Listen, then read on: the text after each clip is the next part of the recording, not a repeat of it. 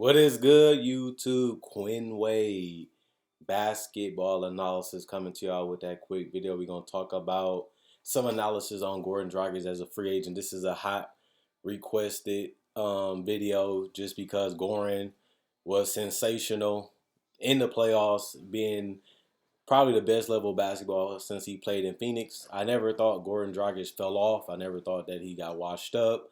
I just felt like he accepted his role throughout the regular season, and you have to give a lot of credit to the coach Eric Spoelstra for allowing him to come off the bench and allowing Kendrick Nunn to do his thing. Became one of the better rookies this year, and when they needed Goran Dragic the most, he showed up in fantastic fashion.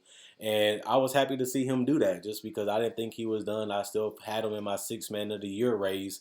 Even though I didn't have him in the top two, he was still in consideration if anything happened. And the best part about it is you want your veterans and your players to be ready and healthy for the NBA playoffs. And that's when we saw Goran Dragic shine. He shined and he really hurt the Celtics. He really hurt the Bucks. And that's when you needed him most, and that's where he was ready to go. And Goran Dragic didn't have a postseason that was legendary. And I'm not saying that as a diss, I'm saying that contractually. Goran Dragic is not going to be warranted a lot of money. He has coming off injury, but even if he was coming off injury, I think he would have still been able to get on any team. If I had to pick a spot for Goran Dragic, I would pick the Heat. They know his game. They know how to use him. They coming off the finals. They got a lot of young pieces. If they can't make that trade to get that other star to go with Bam and Jimmy Butler, they still can use the same team they had last year, make some minor tweaks to it, and bank on growth and development to try to get to the NBA Finals again. And hopefully they can be more healthier and have a great chance. Now, Goran Dragic is still an interesting player. He can still get to the basket. He can still facilitate. He's still showing that he's a respectable three-point shooter, and he even showing difficulty in the 3 points, being able to shoot without dribbling, being able to shoot off the catch, and being able to shoot off the bounce. That's tough to do and that's tough to defend, but he was able to do that throughout the whole playoffs consistently until he got to the finals. Now, the salary cap is a problem, as we know, because of COVID-19. Guys can't sign those luxury deals just because there's not too many teams with cap space. There's not too many teams that's willing to spend the cap space on a point guard because majority of all the teams that need a point guard already have a guy that they want to be their point guard, have a star point guard, have an all-star point guard, have a superstar. So it's not too many places that Goran Dragic can go and be a legitimate starter on the team, even though he did play well.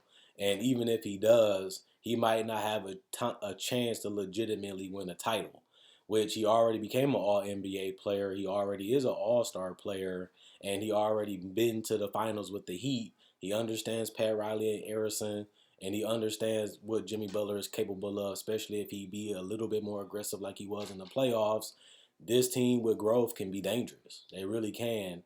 And that's going to be the interesting thing to do. Is he going to look for the long-term deal with a different team? Is he going to try to go for the small 1 or 2, 3 year deal, which is good for a team and good for him if he does want to retire or he does want to play longer? If he does have an injury that take him a setback, he'd have the 3 year window to still play decent enough if an injury does recur or he can't really fully recover from this injury, as it hasn't been known that he had the surgery yet.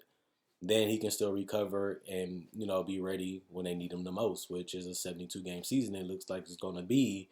And if he goes back to Miami or another team, they're not going to need Goran Dragic every game. They just going to need him to show up, just like he did with the Miami Heat this year. And the interesting thing about Goran Dragic is I seen him in the playoffs, and he has a lot left in the tank. So a 1, 2, 3 year deal, a lot of teams will willingly, quickly do that if he's going to be in that $7 to $12 million range. If he's in that range, a team will easily pay that much money for him, even coming off the injury that he suffered, because they know his game. They know what he brings to the table, and at the end of the day, he's a veteran. He's selfless. He was better than Kendrick Nunn the whole season and in the playoffs, and he still came off the bench because that was best for the team, and that was best to save him, to play his best. And he was the biggest reason why they was able to get to the finals outside of Bam and Butler and some role players. So I'm interested to see what direction that Goran goes in. He is getting up there in age where titles matter more. The role in the superstar thing doesn't matter as much because he's at the tail end of his career. But that's not a slight to him just because he still is playing at a high level. So his role is mainly probably going to be a spark. I don't really see Goran Dragic as a starting point guard in the league unless an injury happened to a point guard to the team he goes on, like we've seen with Kendrick Nunn. I don't see him as a starting point guard anymore in the league just because you want him to be healthy. You don't want him getting injured or missing a significant amount of time, especially if that's going to be your starter. And I think that that's one thing that was genius about the Heat and the coaching staff to do that to him because he is that valuable. He is a guy that can cause a lot of chaos in the paint. He can cause a lot of rotations off because his ability to probe and his ability to hit floaters and mid-range jumpers too, and he's a decent free throw shooter. So he gives a lot of teams a bonus and a boost, but he also do bring the necessary things you need to the table as a point guard. And once he fixes his consistency on his 3-point shot, the only thing you can do is better it. If he can better his 3-point shooting, he's just gonna be even more dangerous and more of a weapon for any team. And that's not crazy because he was able to improve it to the point where it's at right now. I don't see why he couldn't improve it more if he gets easier shots or he plays with a team like Miami that shares the ball and gives him good looks. He should be able to knock down the spot ups and he should be able to knock down them coming off screens, even if it's in a pick and roll. And that's another thing. A lot of teams still like to play the pick and roll, and a lot of teams like guards that can hit multiple areas on the court and be efficient.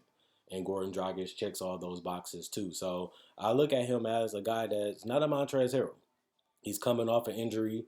He didn't play well in the finals. But when you look at the season that he had and you look at how he played in majority of the playoffs outside of the finals, he still is going to be a guy that's going to be off the table pretty quick if they can meet the numbers. I don't see Dragic waiting. I don't see Dragic being, at the end of the day, waiting for a contract because nobody wants him. I think he's going to be going quick, and he is one of the top 10 free agents in my personal opinion, especially when you look at the fact that guys like Ingram, guys like Davis are most likely going to resign, and that leaves even more or less room for him to go, but also other players. Plus, Corona hit the salary cap, meaning other guys going to have to take a pay cut this year. Not only that, not too many teams need positions to be filled. So, and we got the draft coming too. So you don't forget about that. The NBA draft is coming. And you can fill positions in the draft. You can make trades in the draft. You can make trades in free agency. And you still do have the trade deadline, which means if things don't work out, you can still get that other piece. So a lot of teams look like they're set. They know what they are, they know what they're trying to do, and they know what direction they're trying to go in. And Gordon is just another piece that can give another team a boost and possibly help them have that missing spark plug or that missing guy that can get hot and win you a game or two, or help you stay in the game and steal you a game. And those guys are still valuable, and those guys still get paid very well in the NBA. And this is a guy that can still give you 15 to 25 to even 35 minutes and give you production. Not just coming in trying to do some random stuff. He can produce in multiple ways, and he's a team player on top of that. So I think he's one of the better free agents, even after the injury, and I think he has a lot left in the tank. And at the end of the day, I think he'll be well, and I think he will get paid. And I'm thinking the max you want to give him is 3 years. If a team can give him 2 to 3 years, I think he'll take it. And if you can get to that 7, 12, $15 million range, you should be able to get Goran Dragic pretty quickly and pretty easy, even if you're the Miami Heat. And I think they'll be happy to sign him because they know what he brings to the table. They know how he fits in the system, and they know what he can do each and every night. And they also do have a point guard in Kendrick Nunn that can allow him to rest a little bit, and he can be productive enough. So when Goran Dragic do come back, if he has the surgery, they don't have to rush him. They don't have to put pressure on him. They'll be fine. They did that last season, and it turned out well for them then. Check out my website, analysisplayground.com. Link will be in the description, comment section below. Check out my Facebook page, analysisplayground.com. Link will be in the description, comment section below. Like on Facebook to show support. Thanks for everybody that likes on Facebook. Thanks for everybody that checks it out. Also, check out my Spreadshirt. You can buy merchandise like t-shirts, hats, and everything on there. I appreciate for people that support that, and even if you check it out, I appreciate that just because you're giving time and effort for that. Also, check out my older videos. I have over 1,000, almost 2,000 videos on my channel. So if you like this video and you like NBA content, I make videos every single day throughout the week with various topics, whether it's breaking down players of legends, rookies, even players, even summer league coverage, even NBA draft, even rebuilding, top 10 lists, even playoff predictions, trade deadline, free agency, everything you need throughout the year. I got you covered every day. And not too many people do that, and not too many have that much variation in their videos, and that's what makes this channel unique. And that's why you should like this video, share it, and subscribe. Liking allows me to reach more people. Sharing allows me to reach more people. The more people I reach, the more I can grow. And that's a small thing you guys can do to help the channel out. If you don't want to purchase or support it, at least like and share. That can really help the channel a lot too. Not only that, at the end of the day, I'm gone. I'll see y'all tomorrow on Monday, and hopefully you guys enjoy the rest of y'all day. And I'll be coming back to y'all with another video, and we'll see what Goran Dragic does. He's going to be an interesting guy. He's going to be a guy that a lot of people are going to look at, and with him being unselfish and him being willing to adapt and adjust, he should be picked up very quick in free agency. Enjoy y'all day. Quinn Way gone.